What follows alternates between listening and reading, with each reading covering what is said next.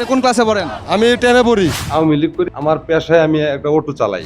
মূলত উনি রিক্সা চালায়। ছাত্র আন্দোলনে কি করে বোঝাও একটা রিক্সা চালক হইয়া? এই যে অপরাধটা করছে এটা আসলে দেশবিরোধী অপরাধ। শিক্ষামন্ত্রীর পদত্যাগের দাবিতে চলমান আন্দোলনে অংশ নিয়ে গণমাধ্যমে সাক্ষাৎকার দেন এক যুবক। সাক্ষাৎকারে নিজেকে দশম শ্রেণীর শিক্ষার্থী দাবি করেন তিনি, কিন্তু ইত্তেফাকের অনুসন্ধানে বেরিয়ে এসেছে ভিন্ন তথ্য। তিনি আসলে শিক্ষার্থী নন, পেশায় অটোরিকশা চালক এবং যুক্ত আওয়ামী লীগের রাজনীতির সঙ্গে।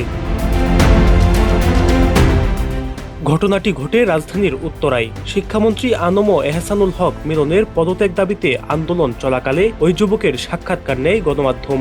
সেখানে নিজেকে দশম শ্রেণীর শিক্ষার্থী পরিচয় দেওয়ার পর ভিডিওটি দ্রুত ছড়িয়ে পড়ে সামাজিক যোগাযোগ মাধ্যমে। আপনি কোন ক্লাসে পড়েন? আমি 10-এ পড়ি। এইটা তো ট্রেনের শিক্ষার্থী আন্দোলন না, আপনি আন্দোলনে কেন? দরকার আছে, আমাদের ভাই বেড়াদার আসছে, আমার ভাই আছে, আমার ভাই মেট্রিক পরীক্ষা দিব। এই আন্দোলন কেন জানেন? কেন আন্দোলন? ওই যে শিক্ষামন্ত্রী কি বলছে শুনেন না আপনারা?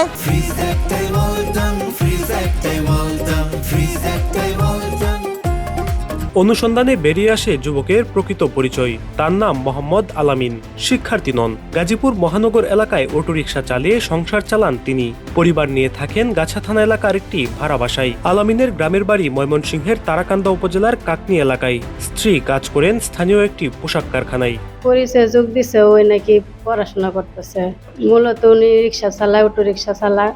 আমি গার্মেন্টস চাকরি করি এটাই। গাছা থানার শরীফপুর এলাকায় গিয়ে খুঁজে পাওয়া গেল তাকে। এ বিষয়ে জানতে চাইলে ইত্তেফাকের কাছে সত্যতা স্বীকার করেন আলামিন নিজেই। বলেন তিনি কোনো শিক্ষার্থী নন।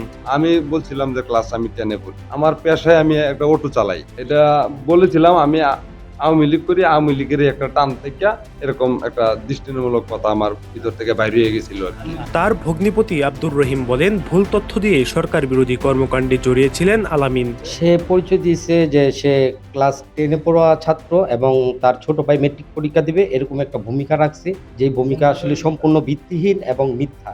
সেই যে অপরাধটা করছে এটা আসলে দেশবিরোধী অপরাধ। আত্মীয় হিসেবে আমি বলতে চাচ্ছি যে এটার বিচারাচার হোক। ভিডিওটি ভাইরাল হওয়ার পর এলাকায় দেখা দেয় চাঞ্চল্য।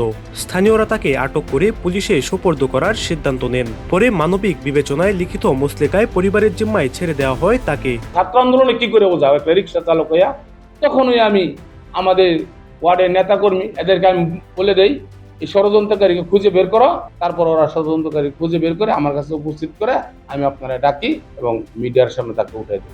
ভিডিওতে দেওয়া পরিচয় আর বাস্তব তথ্যের অমিল নিয়ে এলাকায় চলছে ব্যাপক আলোচনা। তবে ঘটনাটি সম্পর্কে অবগত নন গাছা থানার ভারপ্রাপ্ত কর্মকর্তা।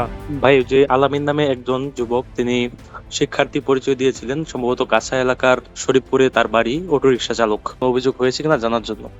না আচ্ছা এই ধরনের আচ্ছা থানায় আসেনি। তিনি জানান এখন পর্যন্ত এই বিষয়ে কোনো লিখিত অভিযোগ আসেনি থানায়। আল সাদি, ইত্তেফাক, ঢাকা।